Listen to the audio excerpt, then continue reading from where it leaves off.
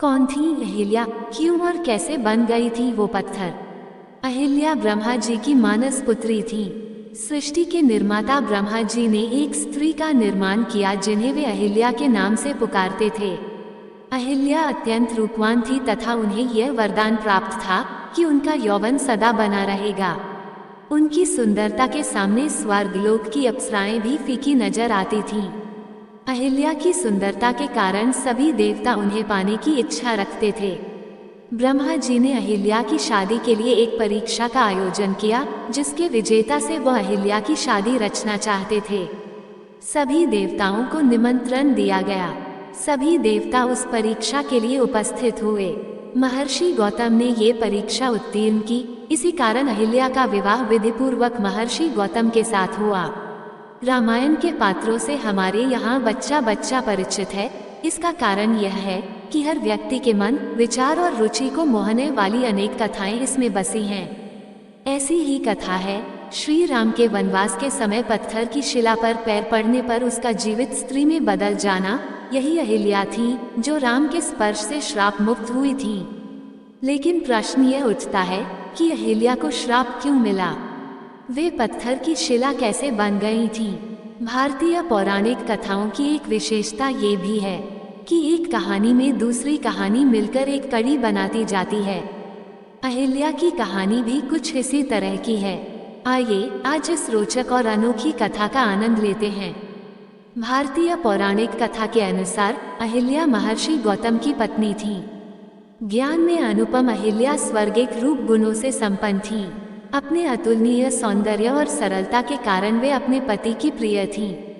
इसके साथ ही वे अपने पति के प्रति पूर्ण रूप से समर्पित थीं, इसीलिए उन्हें सती अहिल्या का नाम मिला था।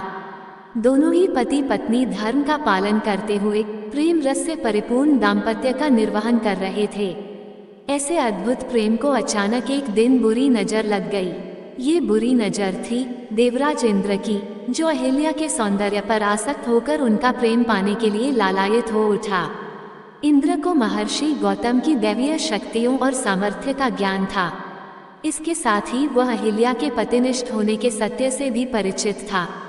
इंद्र के पास इन शक्तियों से पार पाने का सामर्थ्य नहीं था, पर वह अहिल्या को भूलना भी नहीं चाहते थे।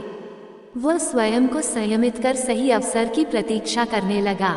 समय अपनी गति से चलता रहा और एक दिन महर्षि गौतम ने अहिल्या से कहा कि उन्हें एक विशेष सिद्धि की प्राप्ति के लिए कम से कम 6 माह तक वन के एकांतवास में तपस्या करने जाना है। अहिल्या ने उन्हें सहमति देते हुए उनकी प्रतीक्षा करने की बात कह विदा कर दिया। इंद्र बस ऐसे ही एक अवसर की प्रतीक्षा जाने कब से कर रहा था। ऋषि के जाते ही वह महर्षि गौतम का वेश धारण कर अहिल्या के पास पहुंच गया। पति को वापस देख जब अहिल्या चौंकी तो उसने प्रेम जताते हुए कहा कि उनके सौंदर्य पाश ने वन में जाना असंभव बना दिया, इसलिए तपस्या का विचार छोड़ वापस आ गया। पति की बात सुनकर अहिल्या का मन मयूर नाच उठा और वे दोनों पहले से भी अधिक प्रेम से जीवन का आनंद लेने लगे। देखते ही देखते 6 माह का समय बीत गया और एक दिन अहिल्या ने सुबह सवेरे अपने आंगन में अपने पति की चिर परिचित पुकार सुनी, जबकि ऋषि का रूप धरे इंद्र तब तक सो ही रहे थे। एक पल में ही अहिल्या को अनर्थ का ज्ञान हो गया। महर्षि गौतम को सामने पाकर अहिल्या पत्ते की तरह कांपते हुए उनके चरणों में गिर पड़ी। तब तक इंद्र को भी ऋषि के आने का भान हो गया था, तो बिना देरी किए वह वहां से भाग निकला। अहिल्या से सारा वृतांत जान ऋषि क्रोध से भर उठे और तुरंत ही उन्होंने श्राप दे दिया कि जिस स्त्री को अपने पति के स्पर्श का भान ना हुआ वह जीवित नहीं हो सकती। तन और मन से पत्थर की तरह कठोर व्यवहार किया है तो तू भी पत्थर की ही हो जा।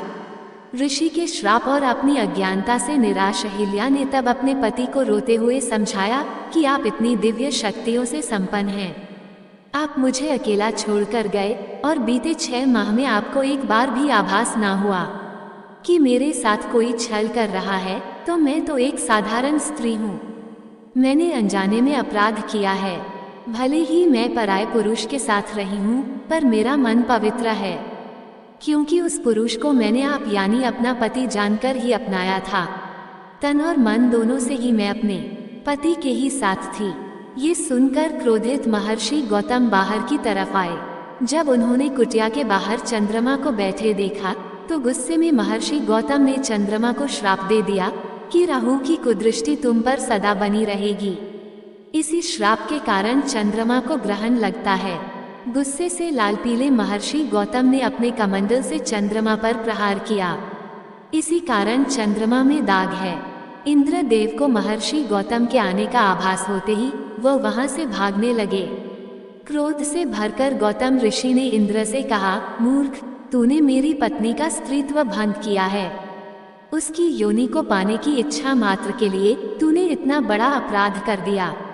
यदि तुझे स्त्री योनि को पाने की इतनी ही लालसा है तो मैं तुझे श्राप देता हूँ कि अभी इसी समय तेरे पूरे शरीर पर 1000 योनियां उत्पन्न हो जाएगी। कुछ ही पलों में श्राप का प्रभाव इंद्र के शरीर पर पड़ने लगा और उनके पूरे शरीर पर स्त्री योनियां निकल आई। ये देखकर इंद्र आत्मग्लानिता से भर उठे। उन्होंने हाथ जोड़कर गौतम ऋषि से श्राप मुक्ति की प्रार्थना की।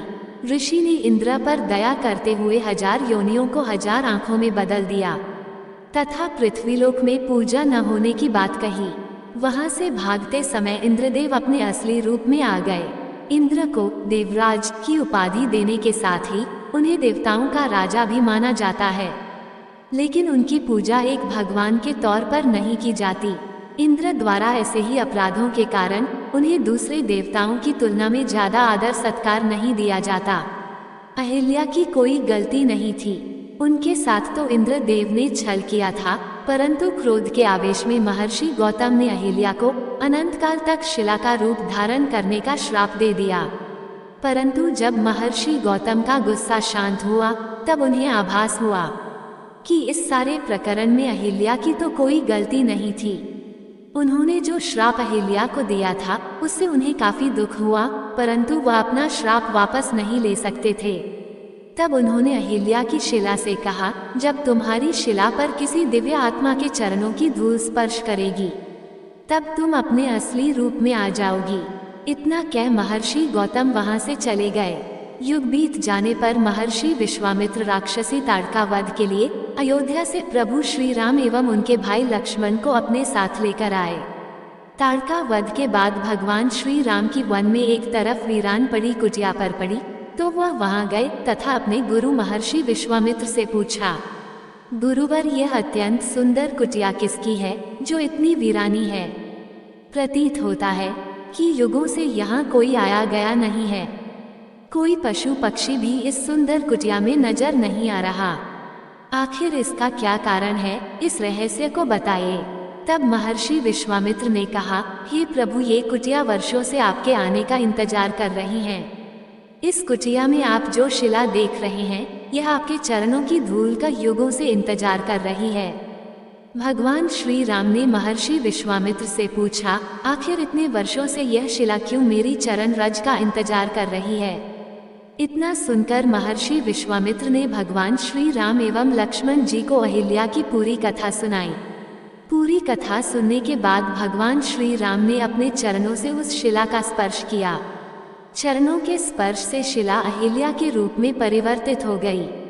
उस अवसर पर भगवान श्री राम ने अहिल्या से कहा कि इस सारे प्रकरण में आपका कोई दोष नहीं। अब गौतम महर्षि भी आपसे क्रोधित नहीं है। अहिल्या के वास्तविक रूप में आते ही वीरान कुटिया में फिर से बाहर आ गई। पक्षी चहचहाने लगे। इस प्रकार भगवान श्री राम ने देवी अहिल्या का उद्धार किया। सभी योगी जन इसी राम नाम का जाप करते हुए परम सत्य को पाने के लिए प्रयासरत रहते हैं। राम नाम रहस्यपूर्ण व गूढ़ होने पर भी मधुर, मनमोहक व कल्याणकारी है। जय श्री राम। दोस्तों, आपको ये कहानी कैसी लगी कृपया कमेंट करके जरूर बताएं। वीडियो पसंद आया हो तो लाइक करें और ऐसी ही और भी बहुत सारी कहानियों को सुनने के लिए चैनल को सब्सक्राइब जरूर करें। धन्यवाद।